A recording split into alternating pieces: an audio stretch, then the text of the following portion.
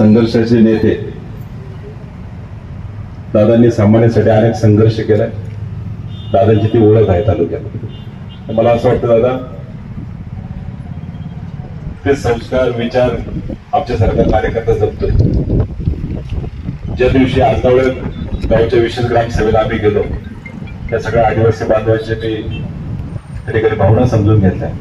महिलांच्या डोळ्यात ते अश्रू पाहून घेतले आणि त्यावेळेस मनातून या लोकांसाठी वाटलं की आपण काहीतरी केलं पाहिजे. त्यांना पण असं कुठेतरी भावना वाटली. मग ठरवलं की 9 तारखेला जागतिक आदिवासी दिन तसा क्रांती दिन पण आहे. मला असं वाटतं या क्रांतीची सुरुवात आपण कुठेतरी करायला दत्ता बोला. आणि आपण 9 तारखेपासून इथं ठामपणे बसलोय. काल सगळे प्रशासनाचे अधिकारी आले. काल आदरणीय दादांनी पण त्या ठिकाणी मला फोनद्वारे सांगितलं.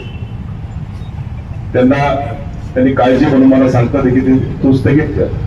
मला असं वाटतं दादा आज हे सगळे तुम्ही चेहरे पहा. सगळे तुमच्याकडे पाहून त्या ठिकाणी तुम्ही सगळेच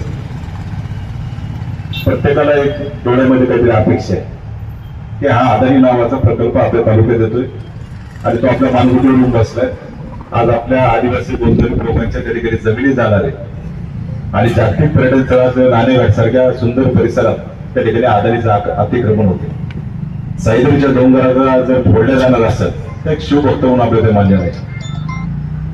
आणि ही भावना जर प्रत्येकाच्या आपल्या जन्मांसत असेल आणि आम्ही या गोष्टीसाठी दादा शॉकिंग आहोत. धक्कादायक आहे खरं तर की मगाशी दादांनी जसं सांगितलं की त्यांना पण या गोष्टीची जास्त कल्पना नाही. पण आता जर तालुक्याचे आमदार म्हणून जर तुम्हाला जर या गोष्टीची कल्पना नसेल तर या लोकांची काय परिस्थिती असेल ते धक्कादायक आहे आपल्यासाठी सगळ्यांसाठी. म्हणजे अदानी नावाचा हा महाकाय उद्योगपती जो अत्यंत सरकारशी संलग्न माणूस आहे. जर तालुक्याच्या आमदारांना जर या गोष्टीची कल्पना नसेल किंवा जास्तीची माहिती नसेल तर आपल्यासाठी फार धक्कादायक आहे सगळ्यांसाठी. तर आपल्याला पण एका नोटीसद्वारे तो इश्यू समजतो. एक छोट्याशा नोटीसमध्ये कळतं की प्रकल्प बाधित गाव आहे.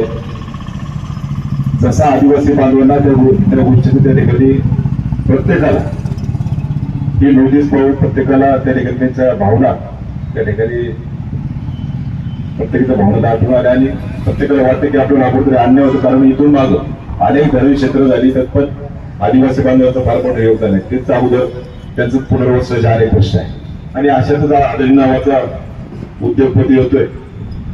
प्रत्येकी ते फायद्याचा व तोट्याचा आनंदाचा भाग. परंतु आदिवासी बांधवांना मुळात हा प्रकल्प नकोय. मला असं वाटतं फक्त आदिवासी बांधवांचा प्रश्न नाही, हा जिल्हा तालुक्याचा प्रश्न तयार झाला. आणि आज दादांनी या ठिकाणी आवर्जून भेट दिली.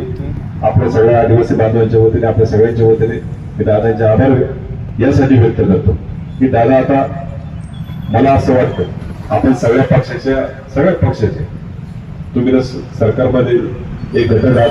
तुम्ही सगळ्यांनी एकत्र या. सगळ्यांनी आपण एकत्र येऊ.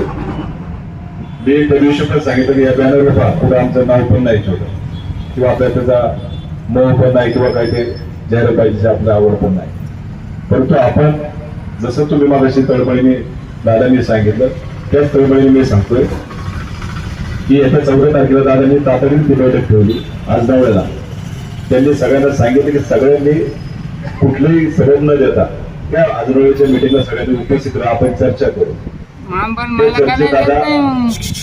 चर्चेत जर दादा काही मार्ग निघाला त्या चर्चेतून जर काही मार्ग निघाला मला माहिती मला या गोष्टीची खात्री जर तुम्ही या गोष्ट जर मनावर घेतली की तालुक्याचं प्रशासन तुमच्या शब्दाच्या बाहेर नाही. आज बैठकीमध्ये संजय साबळे सर तिथं साहेब बचाव समितीचे पण अनेक लोक आहेत. दादांनी 14 तारखेला जर काही निर्णय घेतला तर तो काही मार्ग निघाला मी शब्द देतो सगळे सर्वपक्षीय नेते पण त्या ठिकाणी उपस्थित असेल. सगळे अधिकारी उपस्थित असेल. त्या ठिकाणी खासदार साहेब असतील आजीबाजी सगळेच असतील. यांच्या उपस्थित दादांच्या हस्ते आपण त्या ठिकाणी उपोषण स्थगित करू. पण जर मार्ग निघाला तर आपण आपल्या उपोषणावर ठाणे. मगाशी पण झिरवाळ साहेबांचा फोन येऊन गेला. तुम्ही पण त्या मगाशी फोनवर बोलले मी पण फोनवर बोललो. की आता काय झालं दादा झालं ही तळमळीची भावना झाली. मी नक्की तुमच्या शब्दाच्या बाहेर नाही, तुमच्या शब्दाचा नेहमीच मान ठेवलाय. आजपर्यंत आजी असो किंवा माझी असो, सादिकबाई मी दोघांचं पण काही का होईना, खारीचा वाटा का होईना, मी त्यांच्या सोबत राहायचं.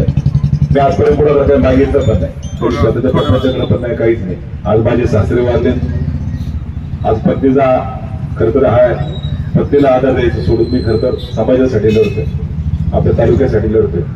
मी आजपर्यंत या दोन्ही आजीबाजीकडे काहीच नाही मागितलं, पहिल्यांदाच मागतोय. दादा जर काही द्यायचं झालं ना तर फक्त आपल्या आदिवासी बांधवाच्या चेहऱ्यावर समाधान द्या. आम्हाला आधारित प्रकल्प नकोय, हे आमचे ठामपणे मागणी, एवढंच मी या निमित्तानं मागतो. आणि येत्या 14 तारखेला जे बैठकीत तुम्ही काही जो मार्ग काढा, आम्हाला स्वतः तालुक्याच्या दृष्टीने आणि आदिवासी बांधवाच्या दृष्टीने तो मार्ग काढा, ही आम्हाला मनापासून अपेक्षा आहे. धन्यवाद. जय हिंद, जय भारत.